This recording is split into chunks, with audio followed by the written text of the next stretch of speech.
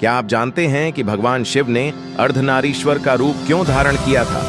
क्या वजह थी कि स्वयं शिव को शक्ति के साथ एकाकार होना पड़ा? यह सिर्फ एक रूप नहीं, बल्कि एक दिव्य संदेश था संपूर्ण सृष्टि के लिए। जानिए इस अद्भुत रहस्य को इस प्रेरणादायक कथा में।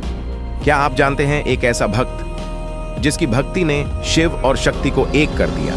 यह कोई कल्पना नहीं, यह कथा है उस महान ऋषि की जिनकी तपस्या ने अर्धनारीश्वर रूप के प्रकट होने का कारण बना। यह है कथा ऋषि भृंगी की। उत्तर भारत के हिमालयी क्षेत्र में स्थित केदारनाथ धाम, जहां बर्फ की चादरों के बीच तपस्याएं गरजती थीं, वहीं एक महान तपस्वी ऋषि भृंगी ने अपना निवास बनाया। उनकी भक्ति एकाग्र थी, अडिग और निर्विकारी। वे मानते थे ईश्वर एक ही है और वह है भगवान शिव। दिन हो या रात, ऋषि भृंगी शिव की ही आराधना में लीन रहते। उनकी भक्ति इतनी तीव्र थी कि स्वयं भगवान शिव प्रतिदिन दर्शन देने आते। ऋषि अपनी आंखें तभी खोलते जब महादेव उनके सामने प्रकट होते और तब वे पूर्ण श्रद्धा से उनकी प्रदक्षिणा करते। मंत्रों की गूंज और आस्था की ऊंचाई उस धाम में ऐसी होती जैसे स्वर्ग स्वयं उतर आया हो। परंतु एक दिन माता पार्वती को इस अनोखी भक्ति के विषय में जानने की इच्छा हुई। उन्होंने भगवान शिव से कहा, मैं भी उस ऋषि के दर्शन करना चाहती हूं जिसकी भक्ति आपको प्रतिदिन वहां खींच लाती है। भगवान मुस्कुराए और बोले, तो चलो केदारनाथ। अगले दिन माता पार्वती भगवान शिव के साथ वहां पहुंची, लेकिन जैसे ही ऋषि नेत्र खोलते हैं वे केवल शिव के ही दर्शन करते हैं।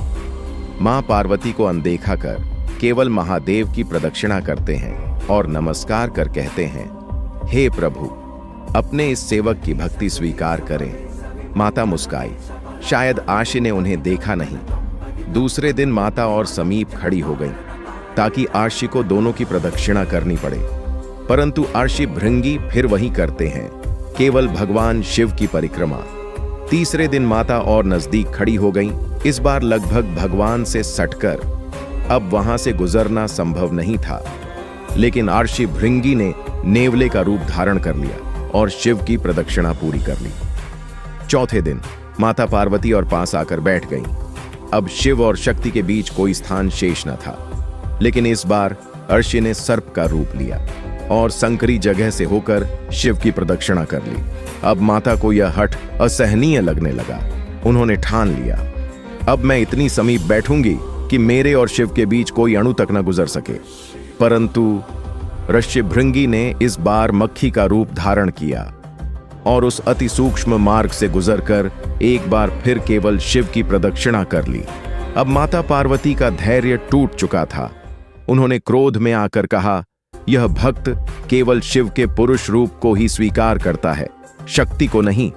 इसे यह ज्ञान नहीं कि शिव बिना शक्ति के शव हैं। अब सृष्टि को सत्य का बोध कराने का समय था। उस क्षण भगवान शिव और माता पार्वती ने एक साथ एक अद्भुत दिव्य रूप धारण किया।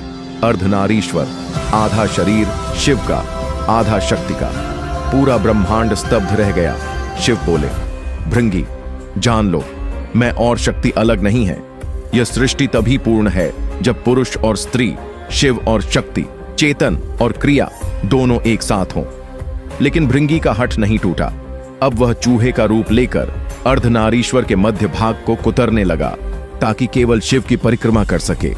यह देखकर माता पार्वती क्रोधित हो उठी। उन्होंने श्राप दिया, हे भृंगी, तू केवल मेरे शिव के पुरुष तत्व की ही आराधना करता है, इसलिए अब तेरे शरीर से वह सब कुछ नष्ट हो जाए जो स्त्री तत्व से उत्पन्न है। तेरे रक्त, तेरी मांसपेशियां, तेरा सारा जीवन रस, अब तू केवल हड्डियों का ढांचा रहेगा। तभी तुझे अपनी गलती का बोध होगा। क्षण भर में ऋषि भृंगी की देह केवल अस्थियों में परिवर्तित हो गई। वे कांपते हुए, कराहते हुए अर्धनारीश्वर के चरणों में गिर पड़े।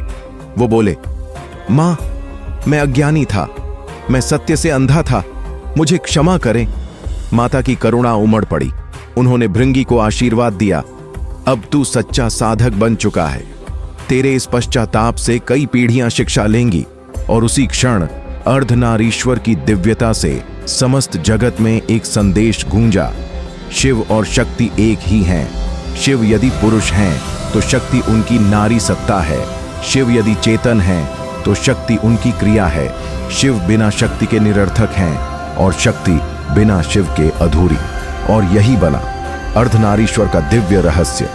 अगर आपको यह कथा प्रेरणादायक लगी हो तो कृपया वीडियो को लाइक करें, कमेंट में हर हर महादेव लिखें और चैनल को सब्सक्राइब करना न भूलें।